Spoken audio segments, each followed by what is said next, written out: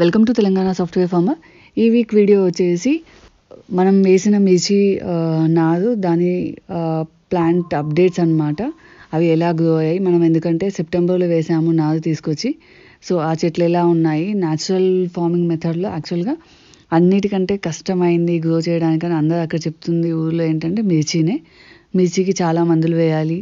So మీరు ఎందుకు risk తీసుకుంటున్నారు, మందులు వేయకుండా దాన్ని పండిస్తా అంటున్నారు, అసలు ఏం పండదు మిర్చి పంట మీకు అని చెప్పారు అందరూ. లేనిపోని ఇబ్బంది అంటే మేము కూడా కొంచెం ఫస్ట్ ఒక పెద్ద మడిలో వేద్దాం అనుకున్న వాళ్ళం. సో అందరూ చెప్తున్నారు కదా, చూద్దాము ఒక చిన్న దాంట్లో వేసి ఎంతవరకు చేయగలుగుతున్నామో, అసలు సక్సెస్ అవుతుందా లేదా మందులు లేకుండా అన్నది. సో ఆ ఇన్ఫర్మేషన్ ఇప్పుడు నేను మీకు ఇస్తాను. మనం సెప్టెంబర్లో వేసాము. సో ఇప్పుడు ఆ చెట్లు ఫ్లవరింగ్కి వచ్చేసి కాయలు కూడా అవుతున్నాయి అన్నమాట.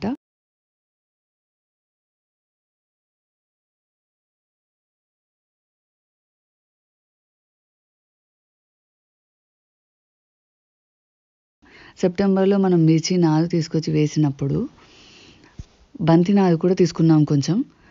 ఎందుకంటే ఇప్పుడు మనం న్యాచురల్ వేలో గ్రో చేయబోతున్నాము. సో ఫస్ట్ దానికి ఏ ఇన్సెక్ట్స్ రాకుండా చూసుకోవాలి.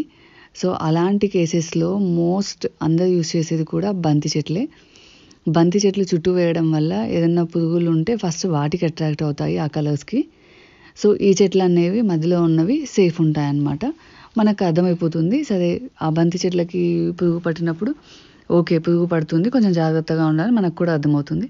సో అందుకే చుట్టూ బంతి చెట్లు వేసాము, మధ్యలో మిర్చి వేసాము. మిర్చి వేసిన తర్వాత కొద్ది రోజులకి అక్కడున్న వాళ్ళు అడ్డంగా ఇలా మళ్ళలా చేశారనమాట. వాటర్ వదలడం అది కూడా దాంట్లోనే చేస్తూ ఉండే. పర్లేదు, అలా చేయడం వల్ల కొంచెం హెల్దీగానే ఉన్నాయి చెట్లు. మనం ఏవైతే వేసామో మోస్ట్లీ అన్ని చెట్లు కూడా బాగానే ఉన్నాయన్నమాట. 1-2 తప్పితే ఎక్కువ చెట్లు ఏం చనిపోలేదు. తర్వాత వాటిలో కలుపు తీయడం వల్ల ఇంకొంచెం గ్రో అయ్యాయి. తర్వాత వాటిని వాళ్ళు ఏం చేశారంటే, చెట్టు ఇంకొంచెం హెల్దీగా గ్రో అవ్వాలంటే ఒకసారి ఇవి వరుసలు చేంజ్ చేసి చూద్దామని అడ్డంగా వరుసలు చేశారు కదా, వాటిని నిలువు చేశారు. ఆ తర్వాత జీవామృతం ఇచ్చాము ఒకసారి, అంతే.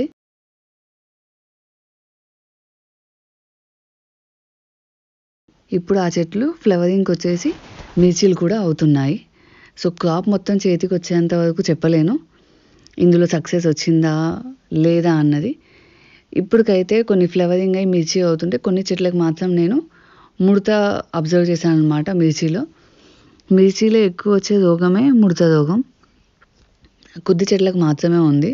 సో ఇప్పుడు స్టార్టింగ్ ఫేజే కాబట్టి పుల్లటి మజ్జిగ వేస్తే పోతుంది. నేను ఇంట్లో మిర్చి చెట్లు పెంచినప్పుడు అలానే చేసేదాన్ని. సో అదే అక్కడ కూడా వాళ్ళకి చెప్పాను పుల్లటి మజ్జిగ వేయమని. సో మోస్ట్లీ దాంతో రిజాల్వ్ అవుతుంది ఆ ఇష్యూ. తర్వాత హార్వెస్ట్ వరకు దాన్ని ఎలా ఇన్సెక్ట్స్ నుంచి కాపాడి ఎలా హార్వెస్ట్ చేయగలిగాము అన్నది ఇంకొద్ది రోజులు ఆగితే కానీ తెలియదు. ఇప్పటికైతే మాత్రం చెట్లు చాలా హెల్దీగా గ్రో అయ్యాయి. ప్లస్ ఏ మందు వేయకున్నా కూడా చెట్లకి అన్నీ మిర్చీలు అవుతున్నాయి అన్నమాట.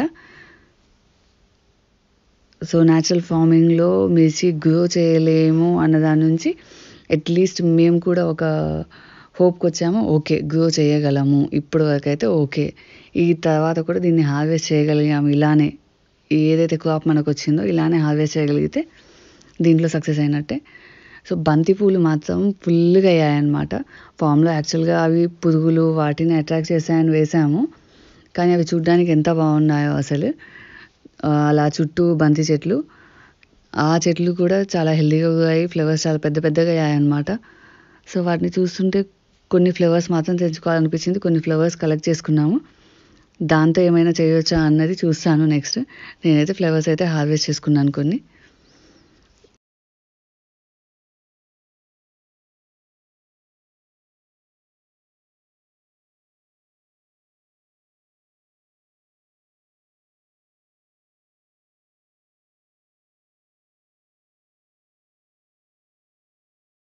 సో న్యాచురల్ ఫార్మింగ్ మెథడ్స్లో మిర్చికి ఇంకేమైనా చేయాలి అని ఎవరికైనా ఇన్ఫర్మేషన్ ఉంటే ప్లీజ్ కమెంట్స్లో తెలియజేయండి, మాకు చాలా యూజ్ అవుతుంది.